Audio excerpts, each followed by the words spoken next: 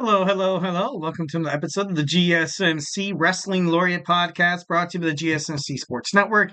I'm your host, Eric Rodriguez, here every Monday through Friday, 8 p.m. Pacific Time, 11 p.m. Eastern Time on the GSMC Sports Network. Talk about the greatest thing in the world, professional wrestling. 1010%. Glad to see you guys. Hope you guys had an amazing, fun, safe, loving weekends with those you hold dear.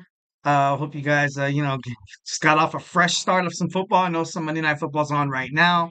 I'm trying to keep my tabs on it. Speaking that in my league, I have someone in there right now that's like I need them to perform great. So obviously, those who are NFL fans as well as wrestling fans, obviously y'all could feel your boy here at this moment in time, going through a lot of emotions, frustrations, and depression at the same time. I'm just kidding, no. Moving on. Well, anyways, thank you guys for tuning in to the GSMC Wrestling Laureate Podcast, brought to you by the GSMC Sports Network. We have a great show for you today on tap. We have our WWE Smackdown review, and we're going to talk about some Monday Night Raw. We're also going to talk about Samantha Irvin randomly, not randomly. Well, not, I hope it's, obviously I was always told, there's usually a philosophy in life that you never really leave an opportunity unless you kind of have one already lined up. So my hope is obviously, I wish for her future endeavors. She gave us a lot of memories as the Monday Night Raw, ring announcer. She was amazing. She was great. She definitely had a lot of emotions, was very empathetically and sympathetically invested in with everybody on the Monday Night roster, SmackDown roster, NXT, you name it. She was there. So I just, it's a hit. It's some people say it's just as simple as losing a ring announcer, but I think it's much more than that because that's how talented this woman was. And we're going to talk about that. We're also going to talk about Vince McMahon. In a recent article, according to the Rolling Stone, they interviewed a couple of writers that served under Vince McMahon, and they just said it was a hostile environment. He used intimidation and fear to get what he wanted. So we're going to dive on into that in our fifth and final segment. We're going to talk about Sting. Sting inks a new contract with AEW. What does it mean for AEW? What does it mean for Sting's legacy? And we're going to go back and talk about the Stinger a little bit back in the AWA, the WCW, WWE, and TNA. But before we do any of that, I want to remind you guys to go ahead and hit up that super chat. Whether if you got a burning question or a hot take in terms of professional wrestling here at the GSMC Sports Network, we want you guys to feel absolutely 110% comfortable. Go ahead and share whatever's on your chest. We are all ears, 1,010%. We are here for you guys. Also, it helps keep the conversation, the podcast very, keeps it lively. Also, I want to make sure that you guys feel like your voice is part of the mix. Make sure that you guys feel like your hot takes are taken in consideration as well. Other than that, it's just me yelling into the mic for like an hour. Who wants to do that? And so make sure you guys participate. And if you really want to make sure your comment, question, or concern gets addressed on the show, why not use that super chat? Just go ahead and drop that thought, that chat, that hot take inside that box, with the dollar sign on it, and it's guaranteed to be featured and debated about and talked about on the show. Your super chats obviously helps us keep the lights on with all these amazing podcasts, with these amazing podcasters who are absolutely phenomenal at what they do. Absolutely phenomenal. These guys are entertaining guys. They're good guys. Good podcasters who just want to do one thing only, bring you guys awesome sports content Monday through Friday. So make sure you guys send in those super chats, support the GSMC Sports Network, and I guarantee you, you'll do no wrong. Pretty much thank you guys in advance. We are super grateful for each and every one of you guys who joins us here daily on the GSMC Sports Network. Your support makes all the difference. So let's keep the conversation going. Let's keep this wrestling party going. Send in those super chats, those super stickers, because you guys are super awesome. And together we will make sure this podcast is bigger, better, and stronger than ever. Once again, if the super chat is not your thing, you can still hit up the tips and donations link at the gsmcpodcast.net. Tell me how you feel. Tell me what you like. Tell me what you don't like. Just remember to Superman punch that like and subscribe button to the show. Follow the show. Follow the network here at the GSMC Sports Network. We do love a lot of peace, love, and positivity. But of course, in terms of talking sports, criticisms and debates are not only encouraged. It's it happens. It happens. So feedback is a gift, 1,010%. Like, subscribe to the GSMC Sports Network, to the GSMC Wrestling Laureate Podcast. So without further ado, let's talk about some WWE Smackdown. Overall, I felt like it was a great show. It was, and I know I say that every single time I break down SmackDown, But this time, you know what? Out of 5 stars, I'm going to give it a 4.1. A lot of I kind of went into the SmackDown into the WWE Smackdown, kind of knowing exactly what to expect. So it was a curve. There was a couple curveball or two, but I was able to keep my eye on the ball, But first we start off. We had the Bloodline kicking off. Solo Sikoa comes out, and right off the bat, he mentioned his brother Jey Uso. And but there's not really much to tell, except for the fact that Solo Sikoa really hopes that Jey Uso stays out of this. Something that I kind of, and I feel like maybe WWE kayfabe kind of, you know, they sold it. You had Solo Sikoa go out there, and for the first time, I thought Solo could have, he could have decent promo. I thought it was pretty great. You could just he knows how much momentum Jey Uso has with the WWE universe. He knows how much he has in terms of experience. He's not that tag team wrestler who tags with Jimmy. He's not that same guy. This guy's a whole different, definition of the word WWE superstar. So Solo Sikoa obviously wants to get the J, wants to, obviously he did not acknowledge him. Obviously he was like, you know what, I want the fan to stay together. You guys feel like you guys are splitting it up. Why did you have to bring these guys? Obviously talking to Tongaloa, and Jacob Fatu, you know, and I'm happy these guys made it to WWE. I really am. Under this storyline, it's amazing. In any other circumstances, if there wasn't a bloodline civil war kind of going down here, I feel like out of the three, the only one that would really survive would be Jacob Fatu, which is an amazing, phenomenal wrestling talent that deserves to be in WWE. Well, they all deserve to be in WWE. I'm not trying to throw shade. I'm not trying to, prove that one's better than the other. Although Tungaloa sometimes, he homeboy tests my patience with his botches and stuff like that. And I know it's live TV and botches do happen, but you get paid all this money, you have all this practice and stuff like that. Like, I'm neither here nor there, so I'm gonna skip that. But yeah, I thought it was kind of crazy. It was a good promo. All in all, I thought it was a pretty good promo. Jey Uso has made it clear to Solo Sikoa that he is out. He does not want anything to do with this feud with Roman Reigns. If he comes into this, it's gonna have to be Solo Sikoa bringing him into it.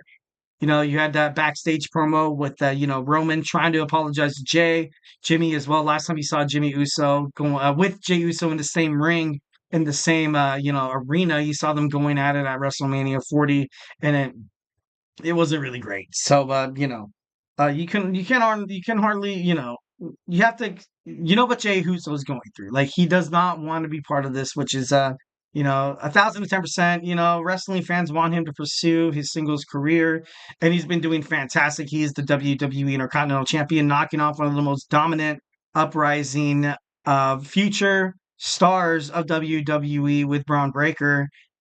Slowing down Jey Uso and having him be a part of this bloodline would, it could be good. And I'm not trying to crap on it or anything like that, but it could be actually really bad and detrimental to the momentum that he's already built. Finally winning that singles superstar, singles championship. If so, I feel like if Jey Uso loses the Intercontinental Championship, it's gonna be because of Solo Sikoa. And then kind of furthering, digging in deeper to this thesis of this narrative that's painted about the bloodline and how they're going to have a civil war at War Games, which is obviously at the end of the day, you're kind of rooting for that. Like, you know what I mean? I'm not trying to say that you're going to be completely blinded by the fact that Jey Uso did win his singles title and he only held it for like a week, 2 weeks tops, and he's gonna, and he loses it.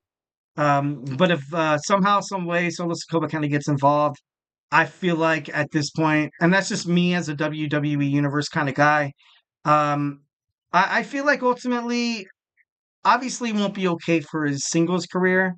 But in terms of the storyline, this storyline is building up to like WrestleMania caliber stuff. Anything could happen. Jey Uso maybe possibly could be heading toward his first Royal Rumble win. Like, we don't know.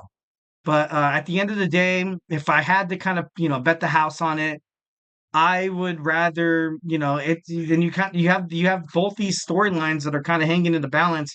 You have, Jey Uso's Intercontinental Championship singles run, and you also have this badass Civil War that could possibly happen.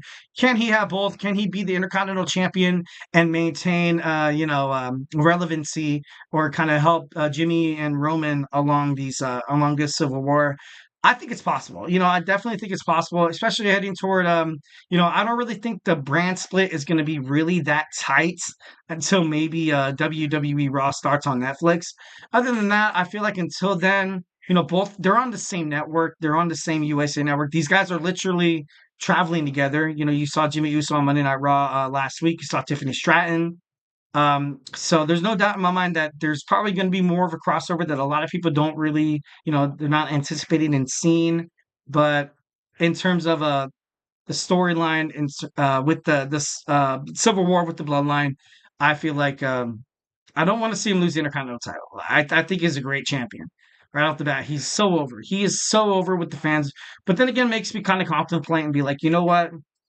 He's so over to the fact that he can lose it, and then a couple of months down the line, just regain it right back. You know what I mean? So I don't know, kind of crazy stuff. We have a tag team eliminator match. We have the Street Profits with DIY, Pretty Deadly. You had DIY in a dramatic fashion winning the match. Not really surprised that they did win. I was kind of happy that they did. But then again, I still feel for the Street Profits. Talented individuals, Montez Ford. Still, every single time he steps into the squared circle, has me absolutely blown away. This guy's the future WWE champion, WWE World Heavyweight Champion, Intercontinental United States. But I like Montez Ford. I like the Street Profits. I feel like they have a huge future with the WWE already. I know Montez Ford. He had his. I think it was like back during the pandemic where he had an incident where he collapsed inside the ring. I'm not too sure if it was kayfabe or not. You know, Perhaps not booking him into more of a consistent, more of a stable position like you would as a singles competitor because of his health, and that's the only reason why I feel like this guy hasn't gotten a push already. That's the only reason why I feel like these guys aren't wrestling full time as the WWE Tag Team Champions, because the Bloodline, I feel like the Bloodline, Tamatonga Tangaloa, are detrimental to the tag team division. And I'm not trying to hate. I think they're a great tag team. But when the Bloodline holds the belts, dominance follows. And right now, if you are trying to boost the tag team division on both Monday Night Raw and WWE Smackdown, you kind of have to have a little bit of a competition. And right now, you kind of think about it. You're like, every single time the Bloodline steps in, they're gonna win. And it's just as a WWE fan, I don't feel like it's great for the tag team division. I don't think as a fan, it's not really fun. Also, because when tag team wrestling is done really really well, it's amazing. You could definitely can main event, not a PLE, you can main event probably Raw or SmackDown. So. Should be crazy to kind of find out what happens. But then Piper Niven taking on Last Legend. Last Legend in a extremely impressive performance knocks off Piper Niven. You saw the Kevin Owens promo, like I said before. I think I said it on Friday. I don't like this new character that Kevin Owens is being portrayed. He's kind of seems like a whiny like B word. Like like it's not fight Owens fight. Like he's not that Kevin Owens that we all grew up, that we all watched, kind of being brought up with the NXT. You kind of saw him on Monday Night Raw a little bit, but I don't like it. I was ultimately opposed for him to go absolutely heel. I go so far off the spectrum. It's like beyond reconciliation. I wanted him to kind of keep that possibility of an alliance with Randy Orton, but I don't know. I just feel like so far with Kevin Owens' new heel turn, I don't know. I don't like it. I feel like he could definitely be. He's more than what he is. And he's trying to fight for that WWE contract. He was offered. He was offered a. He was. I don't know how. I don't know the quite number, but he was offered a deal. He was offered a deal in WWE. AEW failed to match it or better, so now he's still like he's in talks with WWE. Maybe give him a couple of maybe like 100 grand more. Keep him on the main roster because he's great. He could be the future WWE champion. And it seems like after everything that's happened on Friday Night SmackDown, if he doesn't beat Cody Rhodes, it's this whole heel push. And we actually talked about it in the chat on Friday. I think it was my boy Logan James. or I think it was Curvin Abrego. I'm not too sure.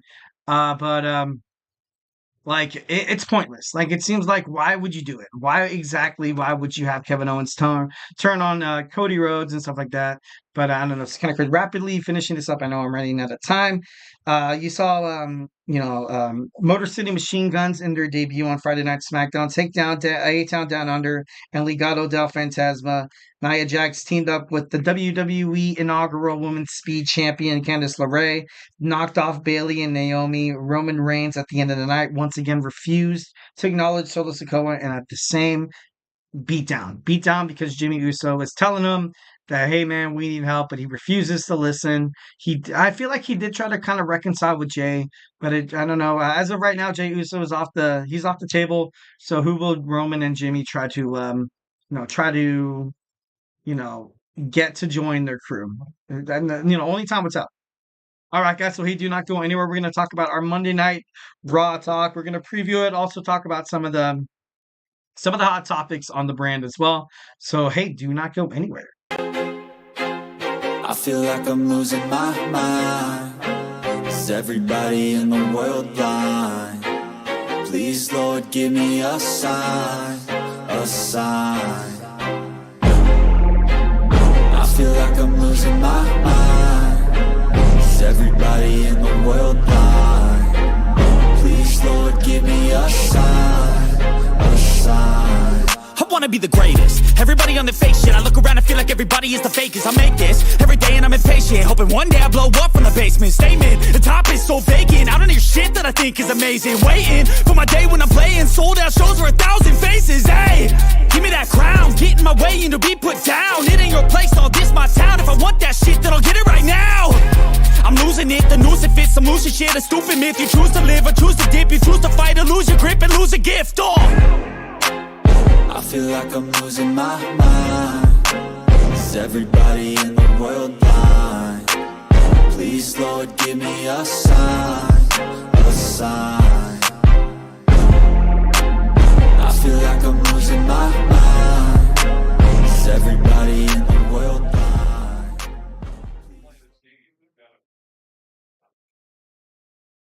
All right, and we are back with the GSMC Wrestling Laureate Podcast, brought to you by the GSMC Sports Network. I'm your host, Eric Rodriguez, here every Monday through Friday, 8 p.m. Pacific Time, 11 p.m. Eastern Time, here to talk about everything in terms of the world of professional wrestling, all the action inside and outside the ring, backstage current drama and rumors, superstar inactive statuses and injury updates. We also talk about contract extensions, new signings. We also talk about deals and stuff like that. We talk about promotions from AEW, WWE, the National Wrestling Alliance, the GCW, Stardom, New Japan Professional Wrestling, TNA, Ring of Honor. If it makes major news, world of professional wrestling, we talk about it here on this show with your boy Eric, your favorite wrestling fan. So without further ado, just kind of reflect on what we talked about right quick. We talked about our WWE Smackdown review. Now we're going to talk about some WWE Monday Night Raw. Like I said, I know it is, it's already been aired on the East Coast. Have it recorded right now. Can't wait to watch it. I'm here on the West Coast. I have YouTube TV. So, I'm still one of those suckers who kind of pay for like a, cable kind of, ish, you know what I mean? But, I have it recorded. I have not checked a single shred of social media, TikTok, Instagram, or Facebook, nothing like that. So, I love the fact of being like surprised. Like, I love it. Absolutely love it. Especially in the world of professional wrestling. It's pretty awesome.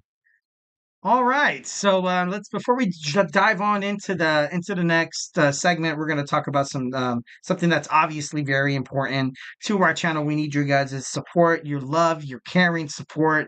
Obviously, this podcast, this network is nothing without the fans, nothing without the viewers. So if you have a hot take or a burning question in terms of professional wrestling, go ahead and lay it all down on the line. Tell me how you feel. Hit it up in the super chat. So, just go ahead and mark that $sign right there. Support our channel and whatever you guys have to say, however you feel, or just your hot take in terms of professional wrestling. We'll be featured on the show to be talked about. If it's a hot topic, it could be debated about with other viewers as well. So, don't be shy. Don't be too shy. Don't be insecure.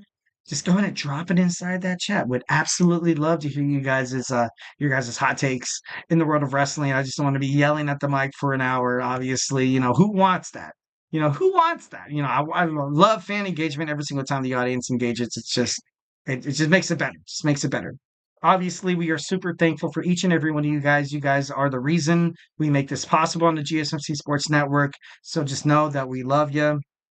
So, send in those super chats, those super stickers, because you guys are super awesome. And together we will make sure this podcast is bigger, better, and stronger than ever. Once again, if the super chat is not your thing, go ahead and hit up the tips and donations link at the gsmcpodcast.net. Tell me how you feel. Tell me what you like. Tell me what you don't like. Just remember to Superman punch that like and subscribe button to the show. Follow the show, follow the network here at the GSMC Sport Network. We do love a lot of peace, love, and positivity, 1,010%. But of course, in terms of talking sports, debate, criticisms do happen. Obviously, send in how you feel. Feedback is a gift. So, make sure you guys, hit up those super chats, super thanks ahead. So, yeah, we are absolutely grateful for each and every one of you guys. All right. So, without further ado, let's go and talk about some WWE Monday Night Raws happening tonight. We are live at the Wells Fargo Center in Philadelphia, Pennsylvania. And, let's just go and start off right off the bat. Like we're going to talk about the main event. Obviously, we have the Intercontinental Championship match between Jey Uso and Bron Breaker.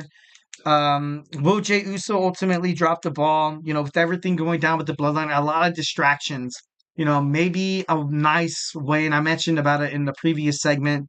The only way I feel like Jey Uso is going to drop this title is with a little bit of interference, since Bron Breakker doesn't really have any alliances on the Monday Night Raw roster. The only thing that really makes sense is that Solo Sikoa got pissed off because Jey Uso refused to acknowledge him on SmackDown, comes and takes the only thing that Jey Uso loves and adores, which is his WWE Intercontinental Championship, which would be a great way to kind of get Jey Uso, kind of force Jey Uso's hand into, joining the Bloodline, coming up to Roman and Jimmy Uso, Friday Night SmackDown, looking them dead in the eye and be like, look, I didn't want anything to do with you guys.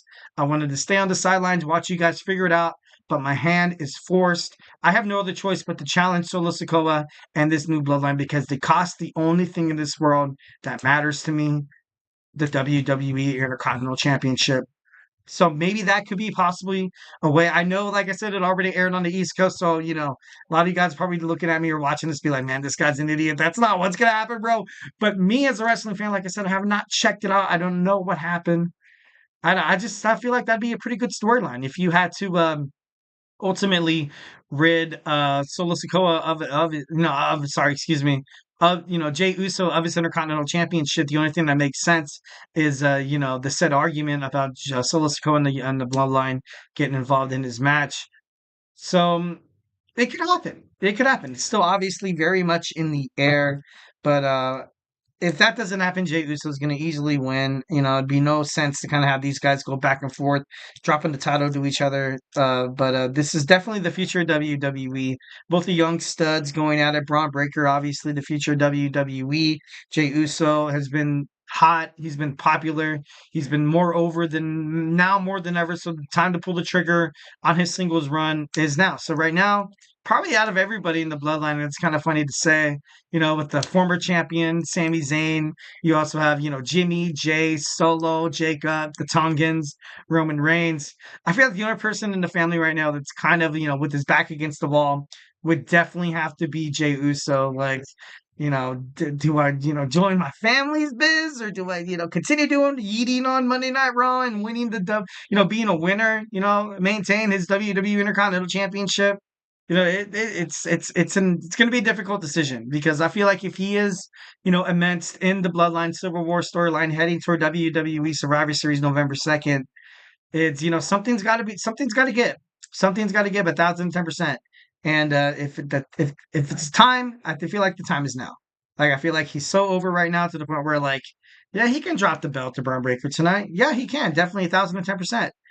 Maybe 4-5 months down the line, maybe he could win his first Royal Rumble. Who knows? But ultimately, he's going to get that Intercontinental Championship back. You know what I mean? It's more or less going to be, kind of like a, hey, I'll be right back. Like, you know what I mean? I feel like ultimately it's best for WWE to have him as the champion. But as of right now, this whole Bloodline Civil War thing is, Paul Heyman said it best in an interview, basically saying that, hey, if you thought after Cody Rhodes finished his story that the Bloodline was done, bro, this storyline hasn't even hit the third inning yet. That's how in depth the storyline is, and those who are following along the board, on board. I feel like it's awesome, and I feel like it's going to be great. All right, we have a tag team tournament going on. I'm happy that the tag team division is actually getting some action. The New Day will take on AOP. You know, I hope the New Day win. I don't. You know, right now the Final Testament, I ultimately feel like have not gotten them the respect that they deserve. But nevertheless, or besides that fact, I feel like also the New Day as well. Like, we all loved Kofi Mania. We all loved it when Big E won the WWE Championship as well. Xavier Woods maybe can go for a singles title push, but at this point in time, I don't really see why. And I'm not trying to hate on Xavier Woods. I don't. This tag team division of Monday Night Raw has been so fudged up that I feel like the only thing that will restore honor to the WWE Tag Team Championships on Raw is if you have a nice seasoned veterans holding the title, someone who already has a built-in fan base around him. That's the New Day. That's the New Day. They were cheaped out of their Judgment Day run, and you have the constant conflicting character that Xavier Woods is kind of going through. Hey, should I be a bad guy when when I stole a win from Rey Mysterio? Yeah, it was a little dirty, but at the same time, it felt good. It felt good to win again. But at the same time, you're like, what? That's a little morally wrong. Maybe I should follow my with Kofi Kingston. Because right now, I don't see Xavier Woods getting anywhere near the Intercontinental Championship if Bron Breaker wins, or the WWE World Heavyweight Championship with Gunther, and it would just be a waste of talent. It would just be a waste of talent. WWE, and like I said before, I have not watched Monday Night Raw, so maybe the New Day already lost. But as of right now, I feel like the New Day should win. They should win the WWE Tag Team titles once again. I feel like that'd be pretty badass. Rey Mysterio, Dragon Lee taking on American Made. Being brutally honest, I don't think any of these guys are going to win the tag team titles. But if I had to choose one, you push Chad Gable so far. Before this whole Wyatt Six thing, I think he kind of, I would like to see them going against the New Day. In finals, that'd be pretty badass. We're gonna see Seth Rollins go face to face with big bad Bronson Reed. We're gonna have more Liv Morgan, Nia Jax drama buildup. Rhea Ripley and Raquel Rodriguez are both expected to be on the Monday Night Raw card, as well as what's going on with the Miz and the Wyatt Six. Last time, I think it was a week or 2 weeks ago, you saw the Miz talking in the backstage with Karrion Kross, the leader of the Final Testament, and then bam, you saw the QR code for the Wyatt Six. Last time we saw that, obviously, was kind of kind of like a foreshadowing of them kind of coming after their next opponent, and it's going to force the Miz to have to to team up with the Final Testament. That's the reason why I feel like maybe AOP will drop the ball tonight against the New Day to ultimately, kind of have this build up heading towards Survivor Series of the Wyatt Six taking on the Miz as along with the Final Testament, and it's going to make for pretty badass if it's War Games. Oh my God, that would be insane. That would be insane, but totally badass. WWE in terms of, getting hardcore. And I kind of spoke about this on the last podcast that, I understand why they don't do it, why they don't put these superstars through, extreme pain, unnecessary spots where you can definitely chance somebody getting lost to injury. But you think about it right now, Karrion Kross is on the fence. Karrion Kross is, he was, he was debating on going to NXT. He won't go to NXT. He said in an interview because he does not want to take away any opportunities away from younger superstars, which is absolutely admirable. And then you have AOP. Then you have The Miz, I feel like The Miz has a lot left in him. I definitely think he's still in his prime. I definitely think 1,010% he has another Intercontinental WWE Championship run inside him. He's getting over this babyface thing. Like, let's just face it, The Miz is not good as a babyface. I'm sorry, but he's not. As a heel, absolutely a bombshell, absolutely successful, a champion, a manipulator, someone who can absolutely take a brand like Monday Night Raw heading into this Netflix deal and be absolutely, super badass. And you have the Wyatt Six. The Wyatt Six, I feel like for all 8 of these superstars going at it inside of a steel cage in War Games, I feel like they have nothing to lose. So in that case, it's like, hey, let's let them duke it out inside the War Games. But obviously, that's just me. Maybe that's the attitude error in me as well. That's like, what, let's just let these guys fight it out.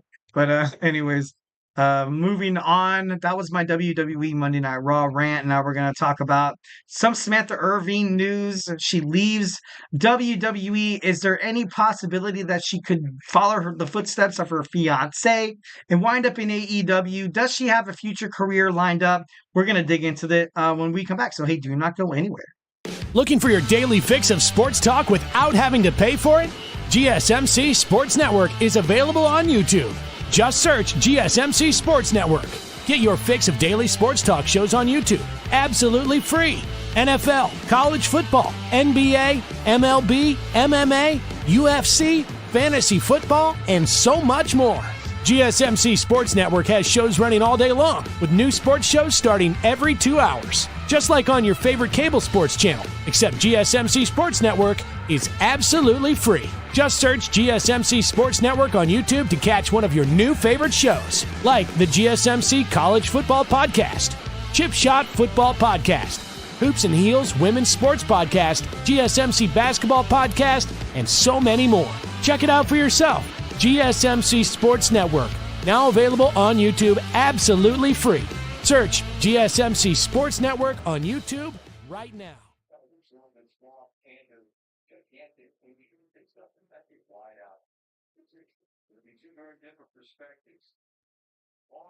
All right, we are back with the GSMC Wrestling Laureate Podcast, brought to you by the GSMC Sports Network. I'm your host, Eric Rodriguez, here, your favorite wrestling fan, every Monday through Friday, 8 p.m. Pacific Time, 11 p.m. Eastern Time, here to talk about professional wrestling, all the action inside and outside of the ring, all the backstage curtain drama, all the rumors. We talk about superstar, inactive statuses, injury updates, contract negotiations, extensions, and signings from wrestling promotions like the WWE, the AEW, the TNA, Ring of Honor, the NWA, the GCW. If it makes major news wrestling, major news headlines in terms of the world of professional wrestling, we talk about it here on this show on the GSMC Sports Network Monday through Friday. So make sure you guys, catch this hot topic. All right, so we recently just kind of iterate what we talked about right quick. We had our WWE Friday Night Smackdown review, and our WWE Monday Night Raw preview. And now we're going to talk about some Samantha Irvin news. Obviously, the world is deeply saddened by Samantha Irvin stepping down as the Monday Night Raw ring announcer. Obviously, before we get into this, I want to remind you guys to hit up that super chat, hit up those super stickers, because you guys are super awesome, because we will 1,010% not be anywhere as near as successful without you guys, the audience, fans, the viewers who basically turn on your YouTube page, start streaming these amazing podcasts with these amazing podcasters who have one goal in mind: bring you guys amazing sports content that is breaking news, that's cutthroat, that's absolutely exciting, without having to pay for some of this stuff. Like look at me, man. You got your boy E here paying for YouTube TV, almost like $200 a month, man. Don't be an Eric Rodriguez, guys. I'm just kidding. No, but obviously, you pay for what you get. Like, you know what I mean? I think it's because of the Sunday ticket I have on YouTube TV. They charge me twice, so it all is well. All is well. I get to watch some football, which is pretty badass. But at the same time, it's still pretty costly, mate. So, anyways, if you want to find out all your wrestling know-how stuff, tune into the GSMC Sports Network Monday through Friday, 8 p.m. Pacific Time, 11 p.m. Eastern, to find out all the hot topics in terms of the world of professional wrestling. All right, so let's go and dive on into the subject matter. We're going to talk about Samantha Irvin leaving the WWE so abruptly. It's obviously, the philosophy I have in terms of life, and that's something that I don't, any WWE, any academic counselor in any college, or even high school, junior college, a 4-year, a Cal State or a university, doesn't matter. The main thing to do when you are ready to kind of quit somewhere is you kind of have an opportunity waiting for you. And obviously, Samantha Irvin, super successful, super talented. I feel like opportunities are going to, kind of come up the wazoo, but also, her fiance Ricochet as well. I feel like there was never really any hardcore like urgency to leave WWE like this. But like I said, I have no idea, her personal life or anything like that. Maybe something happened to her where she's like, you know what, we got to step down. but obviously Lillian Garcia is going to be in the back of WWE Monday Night Raw. Should be interesting to find out if she takes the place of Samantha Irvin. Obviously, I love myself some Lillian Garcia. She's amazing. She's beautiful. She's absolutely great on the mic. But, and I don't want to sound like an a-hole here, but maybe be a little bit too old, like Attitude Era, like, ruthless aggression, like, it's cool and all. But Samantha Irvin had so much passion. She was so, like, I don't know. She brought fans into it. And I'm not saying Lillian can't do that because she can. She can. But like going toward the future, like, yeah, you can have Lillian Garcia for like, she's still young. Still looks good. Maybe for like 10 years. But Samantha Irvin, lock her down with the contract, have her go for, she's only 37 years old. You could have her going for like 20 years. Like, you know what I mean? I feel like you kind of, let the young, potential A-star, quarterback go, and then you'd be like, you know what, I'm gonna settle for some Russell Wilson. I'm just kidding. No, I'm not trying to be a jerk. No, because like I said, Lillian Garcia is great, and I'm not trying to try to crap on her or anything like that. But I don't know. If you had to kind of lock down anybody and kind of pay them for the future, both of them very charismatic, but at the same time, Samantha Irvin, young, amazing. You could have bought yourself some time, some valuable time with her. You know what I mean? But I think she left for bigger reasons than what people actually has to kind of wrap their heads around. First and foremost, like I said before, her fiance Ricochet left WWE this summer. Does that mean anything? I'm not too sure. Obviously, like once when Ricochet left, and once when I was, talking about Ricochet's contract, and it was reported that WWE has been in contract talks with Samantha Irvin, and the future of her, her being on Monday Night Raw was, not affected. And only to find out, 2 or 3 months down the line that she's gone. She left. She was like, all right, like deuces. Obviously she sent a pretty heartfelt message on social media. I think she posted on Instagram this morning, but it was an absolute bombshell. Super crazy. Wasn't expected. Absolutely wasn't expected, and she wasn't expected to follow Ricochet as well. WWE, like I said, reported it was reported that she worked out a deal, and her social media presence, even her pictures were blacked out on social media, so maybe that might have been like a foreshadowing of her leaving WWE. She used to do her Wednesday Hump Day dump, where she would drop like photos of herself like in bikinis, lingerie, and stuff like that.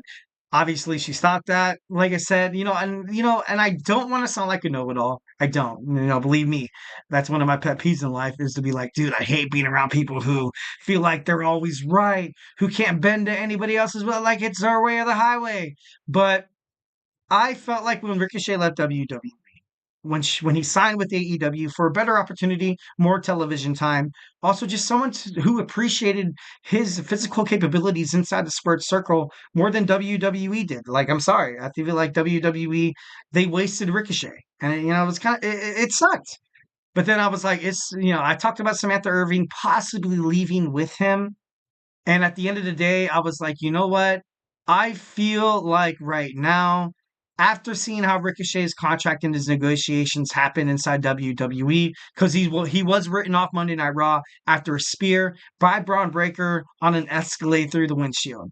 I feel like at that point it was like, all right, let's give Ricochet some time backstage, obviously keeping kayfabe, being like, hey, like let's keep Ricochet backstage. Let's try to negotiate a deal with him. If it doesn't work out, it doesn't work out. Backstage, Samantha Irvin was there as well.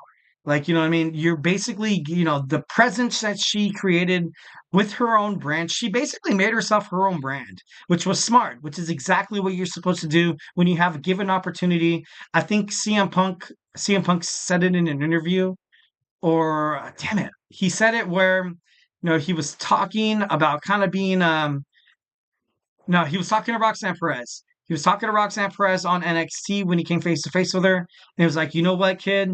CM Punk was like, you know what? You're fighting for television time. You're fighting for attention. Later on down the line, when WWE, if they ever give up on you, you need to establish yourself as a single, successful brand right now while you have the time. But that's something that Samantha Irvin definitely did with her engagement in terms of social media. Like I said a couple months ago, it was reported on Ringside News, Cage Side Seats, Inside the Ropes, you name it. all the main wrestling news media basically saying that she's blacked out her profile on Twitter, Instagram, and all that, which might as well been kind of like a foreshadowing, be like, hey, like, I feel like I deserve more. And I'm not trying to say maybe she might be money hungry or anything like that, but at the end of the day, if you're as talented as she is, if you draw people around you like Samantha Irving's voice did as the Monday Night Raw ring announcer, I would shoot for the stars too. Like, why would I second guess myself, not bet on myself, and be like, all right, I'm going to take this undergoing contract where, I could basically be making a lot more money. And, money hungry, obviously, once again, a term that's thrown around very loosely in terms of the world of entertainment. But at the end of the day, like I said before, you are your own brand. If you get injured, something happens, maybe you get pregnant, you got to take maternity leave, or something happens, an injury or family emergency, you leave. At the end of the day, you have to have that guaranteed cash. You have to have that guaranteed money. You have a life, you have a family, you have friends, whoever. You have someone to care for. Like, you know what I mean? But it was so abrupt. It was crazy.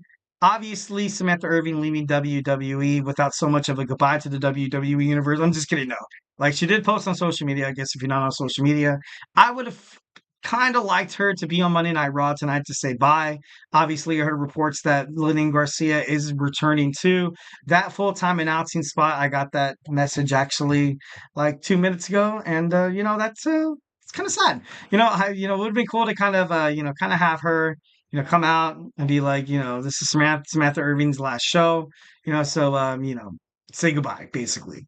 And once when Ricochet left WWE and his contracts was kind of up in flux, Samantha Irvin was not really relevant or mentioned as much as she was before Ricochet left on Monday Night Raw. That's something that I've documented on my Monday Night Raw previews and reviews as well. I was like this girl literally went from like, oh, Samantha Irvin on the mic, go ahead and announce the name, or we have the amazing, the talented, the beautiful Samantha Irvin announcing tonight. After Ricochet left, I felt like that kind of left. Along with Ricochet, that respect for Samantha Irvin or that promoting of her character ultimately left. And, you can't help but to think, and I know this might be the wrestling fan in me, so you can't help but to think that that was a clue.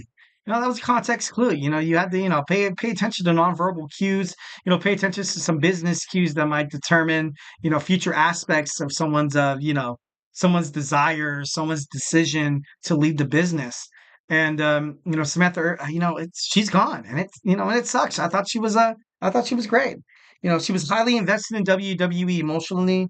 Obviously when Cody Rhodes won at WrestleMania 40 and finished the story, she was overwhelmed with emotions, crying. Her voice gave out a couple of times, and she was highly invested in WWE emotionally. The superstars, the fans, all the backstage personnel, from makeup to costume designers to medical personnel. This girl was, I don't know. It's and then once again, it's just like WWE. Did you not like want to pay her, or did you like? But then again, like I feel like with the talents that she has, I feel like she's going to be great. Like I said before, she's made herself her own brand, with her own talent. She's going to probably pursue passions outside of professional wrestling. She's been on America's Got Talent.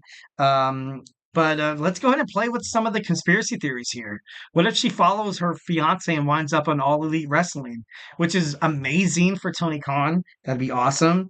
Tony Khan obviously has a reputation to kind of be more flexible, like Mercedes Moné, when he was letting her, go out to Hollywood, be a celebrity, go on the Mandalorian and stuff like that. He would send her a private plane or a private jet to send her from her acting,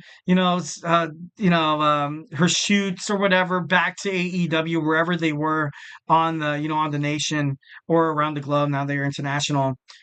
And Samantha Irvin, if she's going to follow her career like that, I feel like Tony Khan would be the best boss to kind of do that. So there's obviously possibilities right there. Also, you got to think about AEW's connection with Ted Turner Television, obviously TNT, TBS, and their new deal with HBO Max. You got your foot in the door. You start out with AEW. Ricochet was a high-priced free agent who was picked up, obviously, throughout, his career in AEW. I know it's been short lived for like about a month, but on Dynamite, he's done nothing but absolutely impress the wrestling universe. And Samantha Irvin, if she wants to head toward entertainment, one phone call to Tony Khan calls Ted Turner, and then bam, like you can wind up on a show on CBS or TNT, but also HBO that she can just she could definitely upstart her acting career as well. That's definitely something that's not in the books as well. Also, the NFL, the Jacksonville Jaguars. Tony Khan is part of he's part of the team on the main directors board of the Jacksonville Jaguars with his dad. Something in the NFL. I doubt a cheerleader. I feel like she's a little bit above a cheerleader. Not trying to crap on cheerleaders though, but I'm just saying uh, maybe she finds herself in like maybe like an assistant spot, or maybe she finds herself as the stadium, announcer. She actually sang the national anthem a week ago during the Las Vegas Raiders game, and it's I don't know. I just feel like I don't know, it's kind of crazy. It's kind of crazy how randomly it just kind of popped up. Obviously, I feel like it's not that random because this girl's very, very successful, very talented. A person like this staying as the Monday Night Raw ring announcer ultimately, and I'm not trying to crap on WWE, would kind of probably hold her back. So, kudos to her. Obviously, her future endeavors, I hope the best for her. She's been with WWE since 2021, started in 205 Live, and then went to NXT, went to SmackDown 2022, then Raw since then, February 2023. Ricochet has came out on in social media saying, and I quote, "She's not coming to she's not coming to AEW, guys. Y'all could rest easy." And a lot of people, even a lot of wrestling fans, WWE fans, blame Ricochet for her leaving, and it just kind of sucks for Ricochet. Gotta love my man King Puma there. So 1,010%.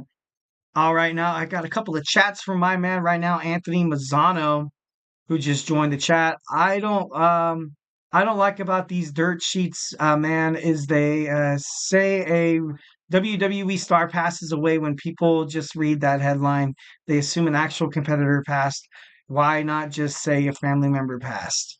I actually did not hear anything in terms of that kind of story. What they say a WWE star passes. Wow, I had I don't know who exactly passed away. And also, went on to say, I think she would become a sideline reporter for the NFL, the NBA, and Major League Baseball. That is probably better than the other jobs that I said. Being a cheerleader or possibly being like an executive assistant in terms of the fancy board, the white collar kind of jobs. A reporter for the NFL, I could see that. I could definitely see her doing that. She would be perfect. Definitely be perfect. You have Aaron Andrews, also Carissa Thompson on there. You have Michelle Tafoya on NBC. So I think she would be great. She would be an amazing, obviously, like I said, you got the face, you got talent, you got the voice, and that could definitely be a main reason why she left as well. Like I said before, you don't really leave a job unless you kind of know something's in the future, because, kind of crazy. Okay, here we go. There was an article about Summer Rae, and it said a WWE star passed away, and people just assumed she passed away instead of the article saying that her father passed away.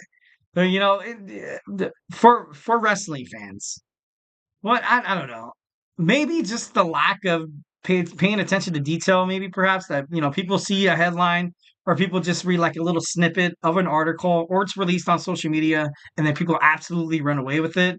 Like that could possibly be it as well, but that's absolutely, I agree. I think it's kind of messed up, be like, dude, like you're already kind of condemning someone to death when in fact that like, dude, like this is probably be the best time to be a little bit sensitive towards somebody else's feelings, especially a WWE or even a wrestling superstar. But anybody in this world that who has a family member pass away, it's not really a great situation. So the best thing you can do is just kind of be there for them and not kind of blow things out of proportion. So definitely that's super crazy, But the media, you got it's the media, like what I mean. You kind of have something, you kind of you kind of run with it, and I don't know. Kind of crazy. Obviously, my thoughts and prayers are with Summer Rae. Hopefully, her and her family are, heading toward recovery. If you believe in an afterlife, obviously I'm not, not trying to get religious on all y'all, but like, if you believe in afterlife, obviously, thoughts and prayers going to heaven, obviously, hopefully you see them in paradise once again. All right, now we're going to talk about Vince McMahon intimidated the WWE writers during his tenure back in 2017 and 2022. So we're going to talk about that when we return. So hey, do not go anywhere.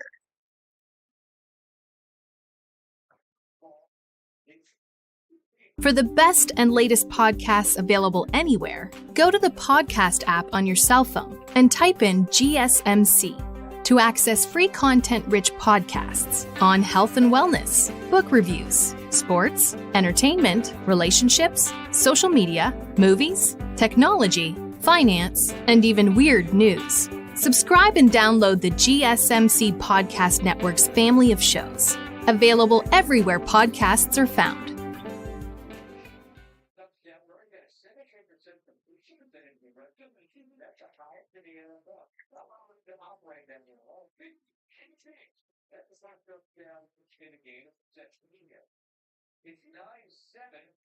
All right, we are back with the GSMC Wrestling Laureate Podcast, brought to you by the GSMC Sports Network. I'm your host, Eric Rodriguez, here every Monday through Friday, 8 p.m. Pacific Time, 11 p.m. Eastern Time, here to talk about everything in the world of professional wrestling. Just going to give a shout out of, a couple of chats we got here, and I got actually a couple of them hit right during the break. So let's first, I got a chat from my man Anthony Mazzano. If you haven't watched the show yet, I don't want to spoil it for you for Monday Night Raw and the results. Love that. Thank you so much, my man. But if it's something really juicy that we can dive into, that'd be pretty kind of cool as well.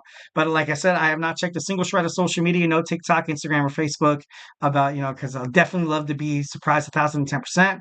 I got a chat from my man, Little Fettuccine 68. What's up, my boy? It's been a while since you've been here. It's time for a new leader of the Judgment Day. Okay. Is it time for? Yes, I do agree. Finn Balor, I believe, kind of should start his own singles career.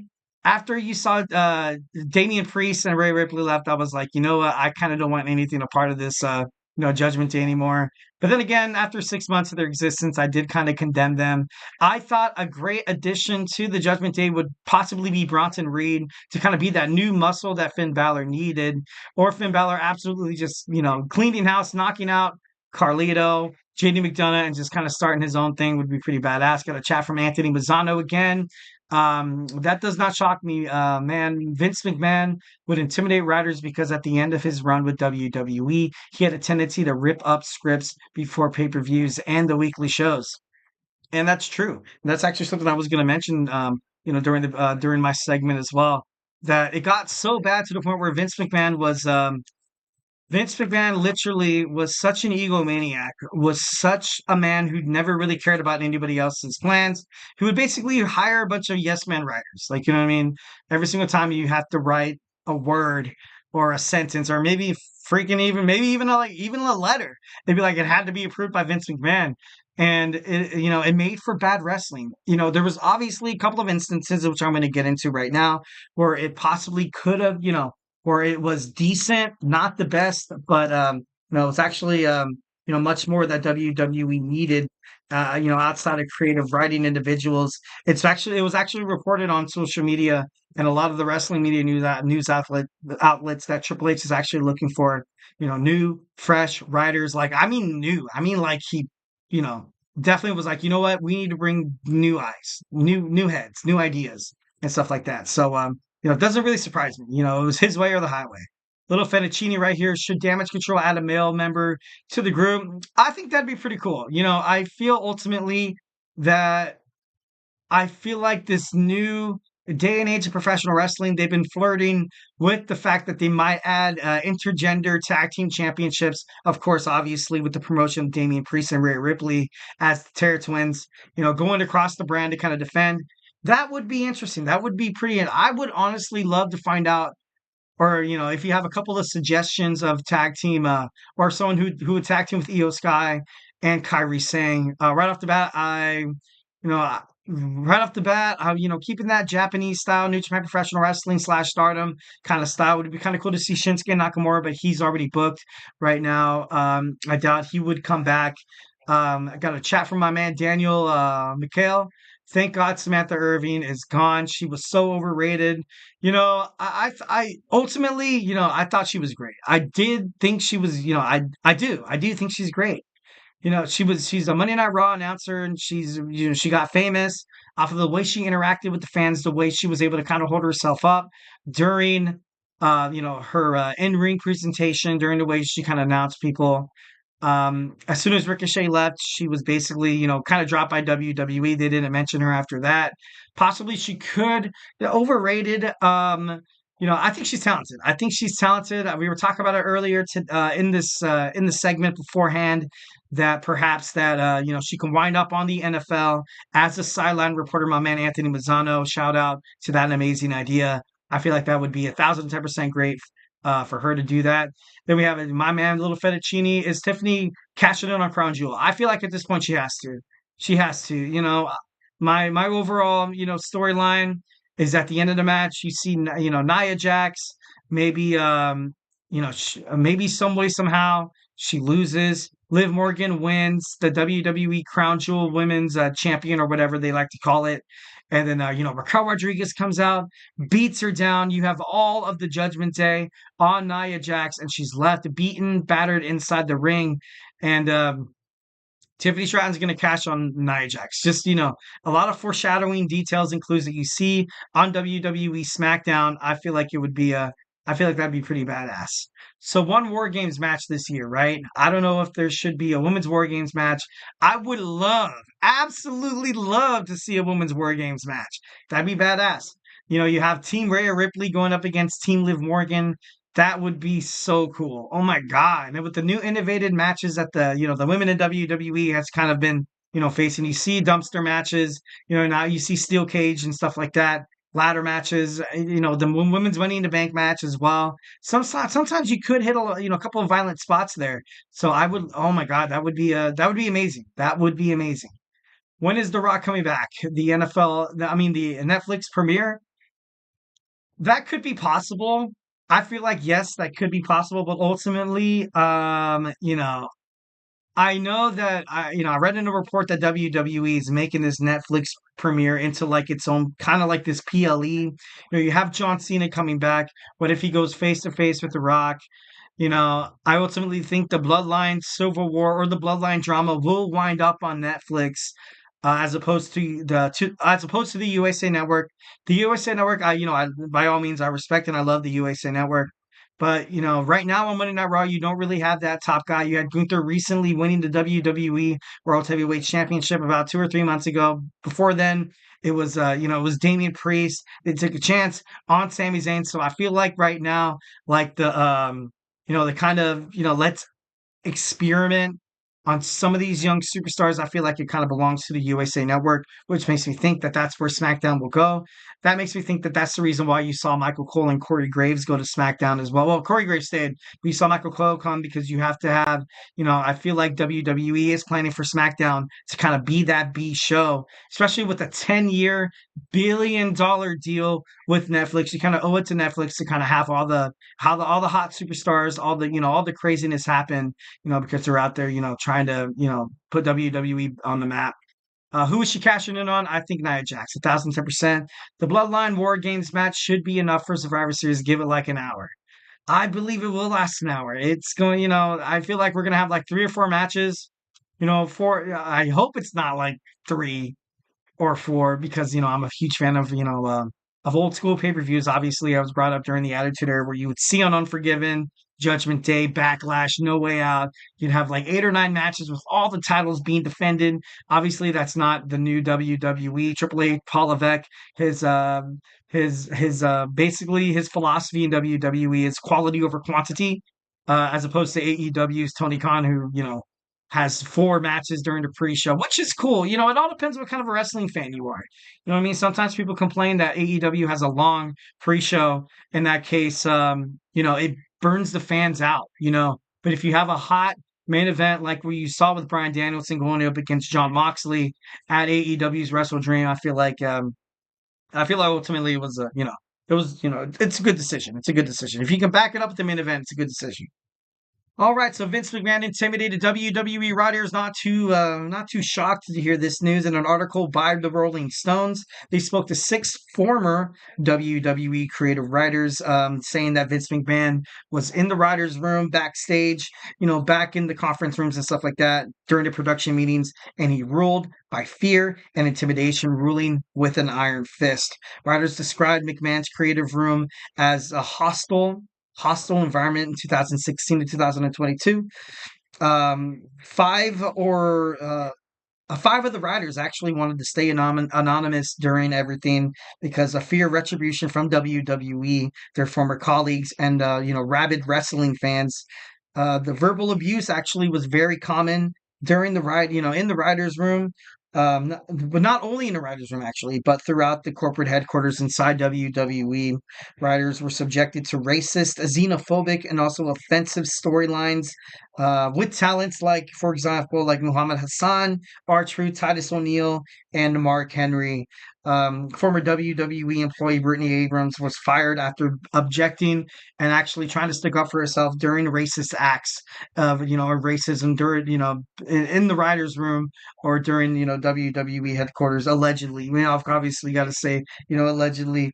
Former writers also expressed doubt that the company's culture would ever actually change, even after Triple H Paul Levesque took over new leadership of the chief content officer. Of course, after Vince McMahon resigned as CEO and executive chairman of TKO Holdings in January 2024, after a lawsuit filed by Janelle Grant in June of 2022 during a hush money scandal. Stephanie McMahon and Paul Levesque took over alongside with WWE president Nick Khan, trying to make some WWE different. You know what I mean? Trying to have something different. Obviously, Vince McMahon has still kind of, once when Triple H Paul Levesque took over, when Vince was quote unquote retired back in 2022, rumors of Vince McMahon still calling the shots behind the scene. It was possible. It was possible. And and thinking about some of the storylines you kind of saw back then, I remember kind of joking along. My wife's a WWE fan as well. We would watch pay-per-views and Monday Night Raw and SmackDown, where some things would happen, or promo would happen, or a match outcome would happen, and you'd be right off the bat, you'd be like, man, that was Vince. That was Vince. Oh, that was Triple H. That was Vince. Oh, that kind of thing. That sounds like, that kind of seems like something Vince McMahon would do. Just the fact that you can kind of tell the discrepancy between the two, meant that WWE should have let Vince McMahon in the dirt a long time ago in terms of, creative abilities and stuff like that. So, in a recent interview with Kevin Nash, obviously very close with Triple H Paul Levesque, with his co-host Sean Oliver on their Click This podcast, believes that Triple H Paul Levesque would followed his wife Stephanie McMahon out of the door of WWE. When you saw Stephanie McMahon left, basically she was like, you know what, I'm done. I can't deal with this anymore. Much like you kind of see Shane McMahon not really digging his nose into WWE, basically with all the Vince McMahon scandals and stuff like that. But Paul Levesque was ready to leave, and Vince McMahon was ready to kind of assume charge of WWE. And it's been documented. It's been reported that Vince McMahon, if this would have never happened, with this whole Janelle Grant case, that he would have never left WWE. He never wanted to leave WWE. He wanted to stay with WWE till probably the day he died. So I guess, with this, filing and this new, with this new creative direction that Triple H Paul Levesque kind of has of WWE, I don't want to be a jerk and be like, maybe it was like a blessing in disguise that this happened. Obviously, you don't want to be insensitive to like any of the family members of the McMahon family.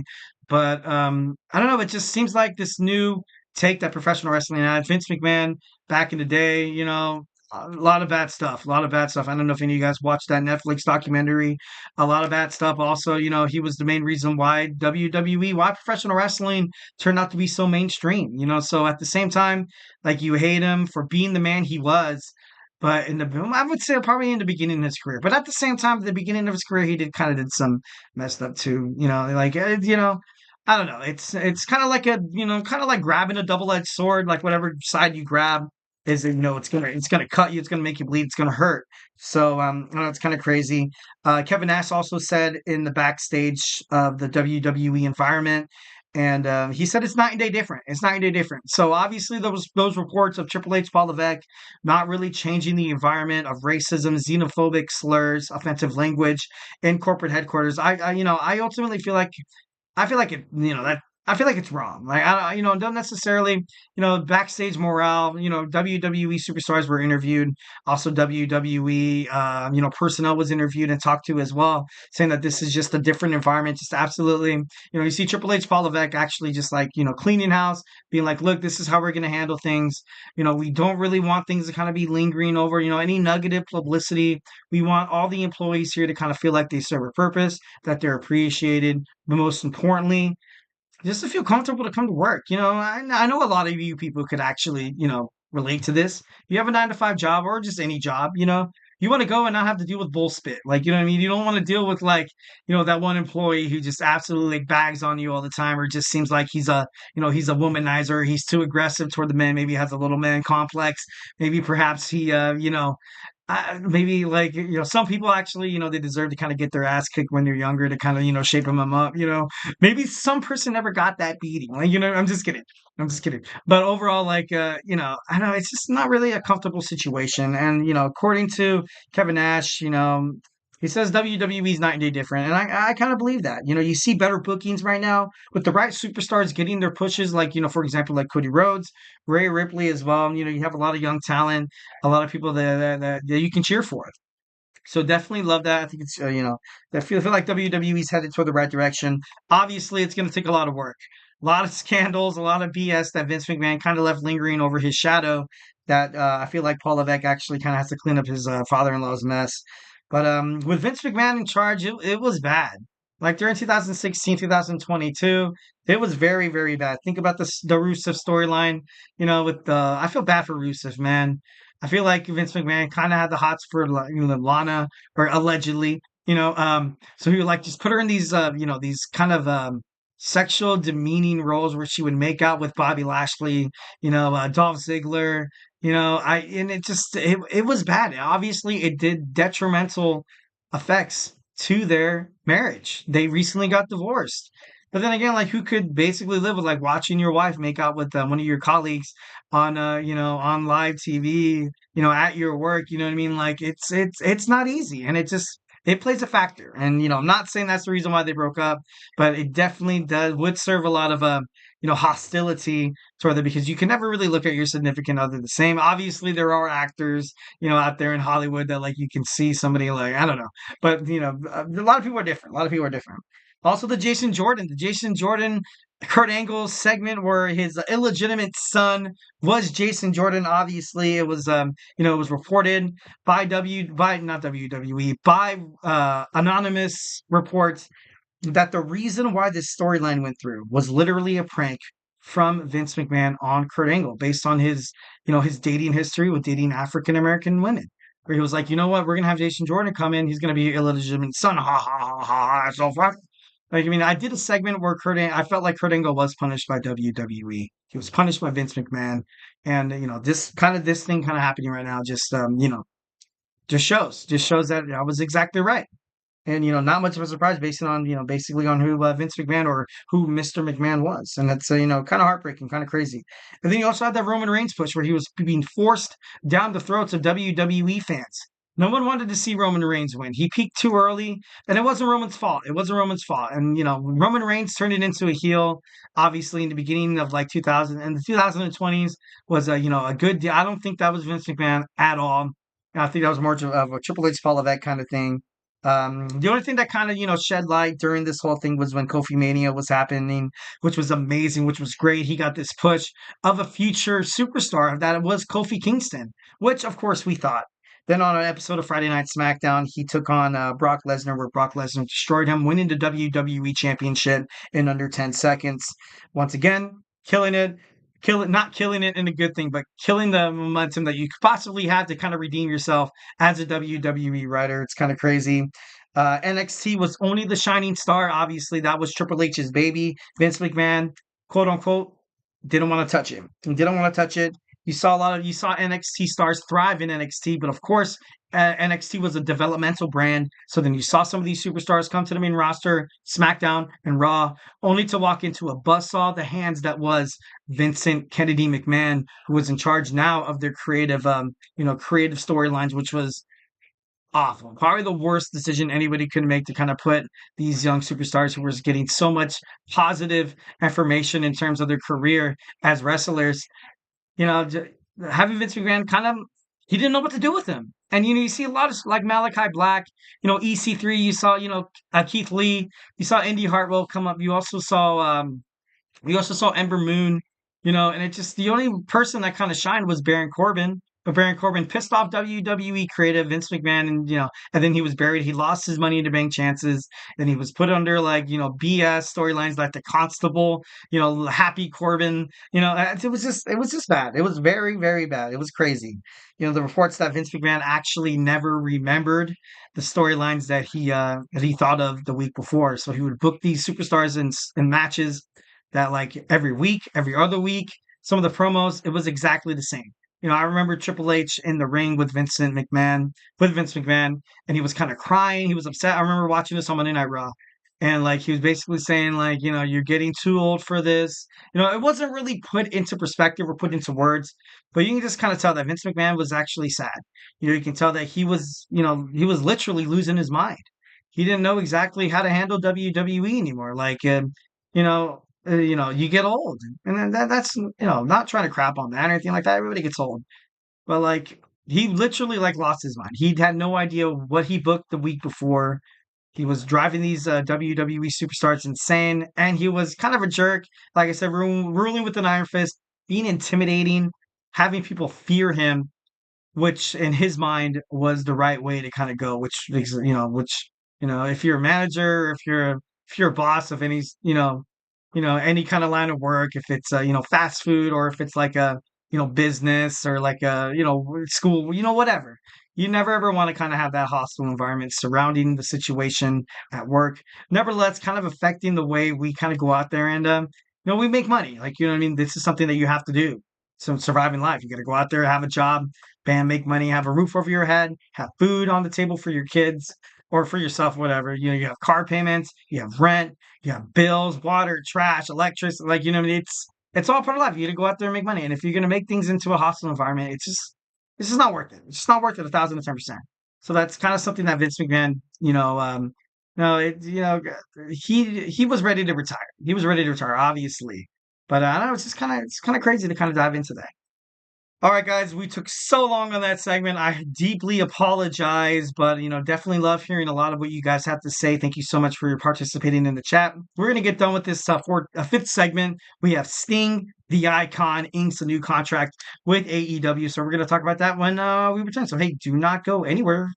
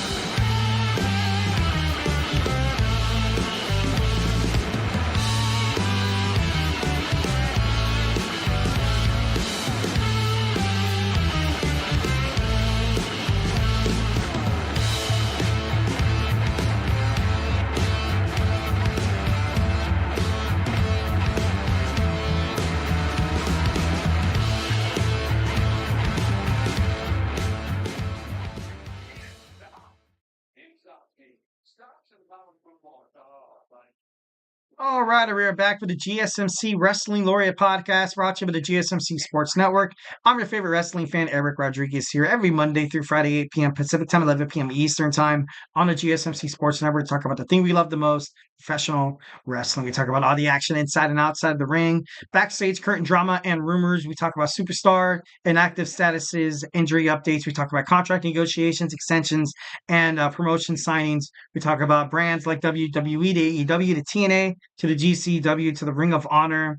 Also, if it makes major news wrestling headlines in the world of professional wrestling, we talk about it here on this show. So make sure you guys, tune in, like and subscribe to the show. And once again, always seems like I'm running out of time. It seems like every single time I talk, man, I just can't shut up. Yeah, let's go and talk about some Sting. Sting, the icon, obviously, you guys know him from WCW and TNA. As he inks a new contract with AEW. Not really much of a surprise. Not really much of a surprise. He, you know, much like I kind of compared Shane McMahon coming to AEW. He has a lot of insight on what happened backstage with WCW. Has a lot of insight of what happened with TNA and Panda Energy once when Hulk Hogan and Eric Bischoff took over in TNA with Dixie Carter and stuff like that, kind of moving her to the wayside. Sting, he has a lot of ideas. He has a lot of do's. He has a lot of don'ts. It's been told in an interview, it's been confirmed that he does not like the way AEW creative is going right now. I'm kind of 50-50 with that. Some of the storylines I kind of like, but to be honest, I don't know, maybe he's right. Maybe he's right. I would say probably like 65% of them I'm like, what? Like really? Recently you saw the Don Callis family kind of get a little stronger. Then you saw the EVPs. You saw the EVPs, Matthew Nicholas Jackson, the AEW World Tag Team title holders. They've been in this storyline with Okada and Jack Perry. And this whole stable doesn't really seem like it's a stable. It seems like they go out there and just kind of be D-bags. And they just, they want people to get upset. And we get it. We get the fact that WWE, AEW, TNA, Ring of Honor, whatever wrestling promotion, the thing that flourishes fans the most is unpredictability. Sometimes it can be a little bit too much. Sometimes if you have a random, a faction like someone like a New Japan Professional Wrestling star like Okada being signed, winning the AEW Continental Championship from Eddie Kingston, kind of aligning himself with this whole, with the EVPs, and then kind of being like a Vince McMahon on AEW, kind of controlling the behind the scenes, screwing people over. You don't see them behind the scenes anymore. You used to see that every episode where they would be in the production truck, or they'd be like, "Oh, this is our AEW World Heavyweight Champ." Like, what I mean? They would. Now you don't see that. So I feel like this storyline is ultimately trash. It's kind of going under. I'm kind of happy. I feel like it's better for the Young Bucks. I feel like the Young Bucks, even according to sources of AEW, said that they didn't really like this storyline to begin with. So it just fits. I feel like it's great.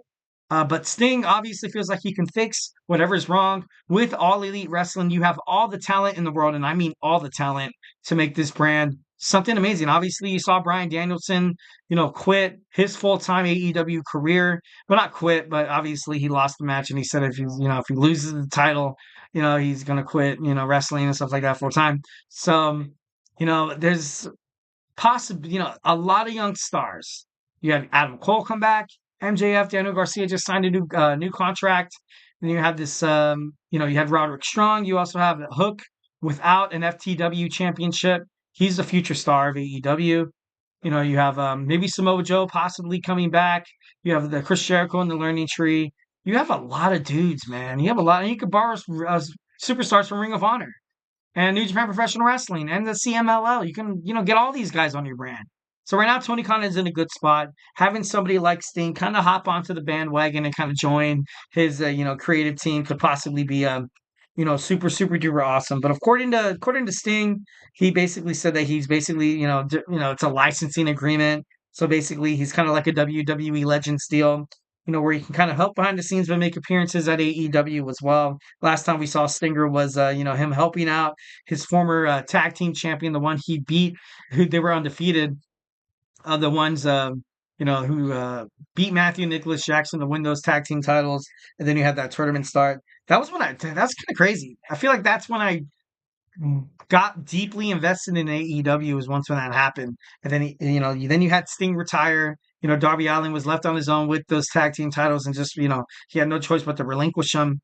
But, Sting, after working with brands like the NWA, with WCW, TNA, WWE, and eventually AEW, his career began back in 1985. It's crazy. He wrestled with the Continental Wrestling Alliance. Then he wrestled in the United Wrestling Federation, and then he also then he went to NWA, WCW, Sting back in 1987 to 2002.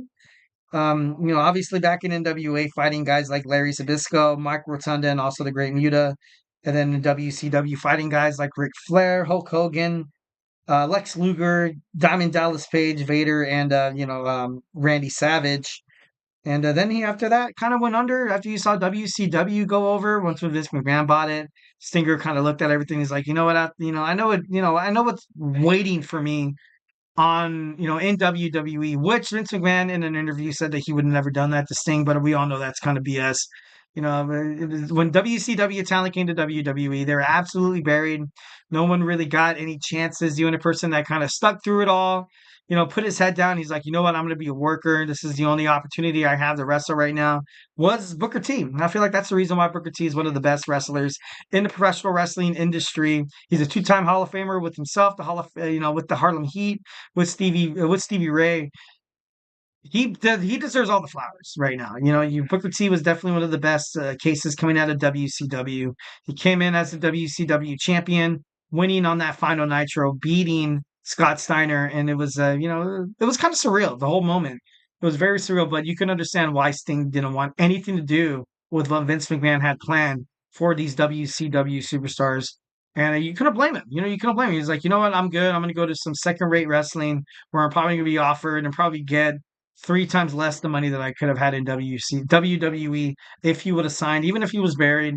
And which is a damn shame. Because a lot of people were, I was gung ho. I wanted to see The Undertaker take on Sting. That would have been badass. I wanted to see people like Bill Goldberg take on Stone Cold Steve Austin, or I wanted to see, but then WWF had such a bad rap.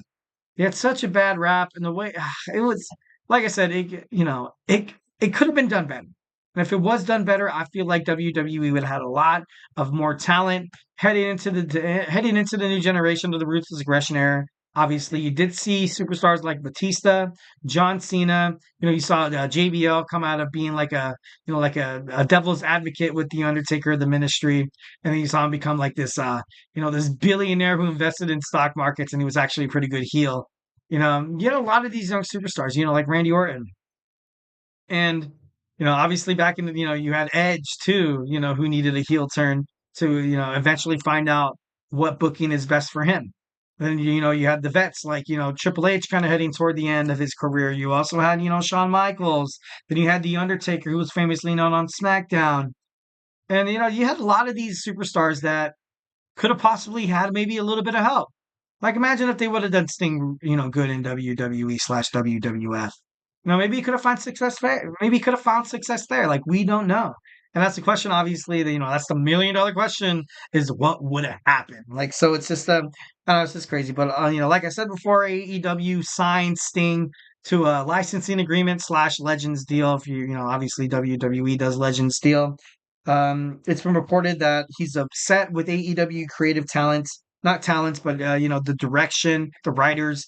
As of right now, starting from the get-go with his own career. Like, as soon as he came to AEW, he explicitly told Tony Khan that he did not want to wind up in the tag team division. Lo and behold, he only found success in the tag team division with Darby Allin winning the AEW World Tag Team Championships. So, if AEW can get any help that could, help Collision, Rampage, or this new era of HBO, it's got to be Sting. Like I said before, and I'm going to reiterate once again, if you have a guy who's kind of seen it all, the do's and don'ts of professional wrestling backstage, I think it's got to be Sting. And I feel like that's, the right spot for him to be in right now. Being signed to a Legends deal ultimately is beneficial for him. Obviously, you get the money, dude. Also, it's beneficial for AEW, it's beneficial for Tony Khan, but most importantly, it's beneficial to the AEW fans, to the wrestling universe who tune into Dynamite, Collision, and Rampage because, sometimes a little, the same thing kind of going over and over again could get a little stale. So, definitely happy to see the Stinger wind back up into professional wrestling. That's where he belongs. So, 1,010%, my man, Sting. He's awesome. He's awesome. Can't wait to see what he does in AEW. All right, guys, that's it for me. Hopefully, you guys had a great time watching the podcast. Thank you guys so much for tuning in to the GSMC Wrestling Laureate Podcast, brought to you by the GSMC Sports Network. Remember to follow us on Twitter/X, Instagram, TikTok, and Facebook for more content and updates. And like I always say, if I have not made you a wrestling fan by now, stay tuned. In about 2 minutes, we got my man Emran with the GSMC Soccer Podcast. Whether if you're a new developing soccer fan or if you just want to get into it, tune in to Emran's Soccer Podcast. He's a very knowledgeable, very entertaining. So make sure you guys tune into that. We have football right around the corner. We have, Sundays, obviously NFL. We got the GSMC Football Podcast with Kenneth, and we got the Chip Shot Football Podcast with Manny, who talk about all the breaking news in terms of the world of the NFL, the National Football League. So if you want to find out all your hot news, all the breaking news, all the do's, all the know-hows in terms of the NFL, tune into their podcast. Also, we got Saturday filled with college football. We got my man Tommy with the GSMC College Football Podcast. Tune into that as well. And surrounding football, obviously all of us probably have a fantasy league or two to kind of dive into. You want to find out all your great fantasy knowledge, all your know-how. Tune into Chris Shepard's GSMC Fantasy Sports Podcast. Find out your stardoms, your sit-ems, who to pick up off the waiver wire, who to let go with. Chris Shepard will help you be the WWE champion of your league. So make sure you tune into that. Basketball right around the corner. Starting in a couple of days, we got Nelson with the GSMC Basketball Podcast. We got All Around Sports with my boy TJ with the GSMC Sports Podcast. And of course with Jeremy with Sports by GSMC. Tune out to all those guys' podcasts. Guarantee you, give the Eric Rodriguez guarantee that you never, ever, ever, ever, ever regret subscribing to such an amazing network that gives you so many great shows with positive and also passionate podcasters. Hope you guys had an amazing weekend. Glad to see you on this beautiful Monday night. Stay beautiful, but most importantly, love you.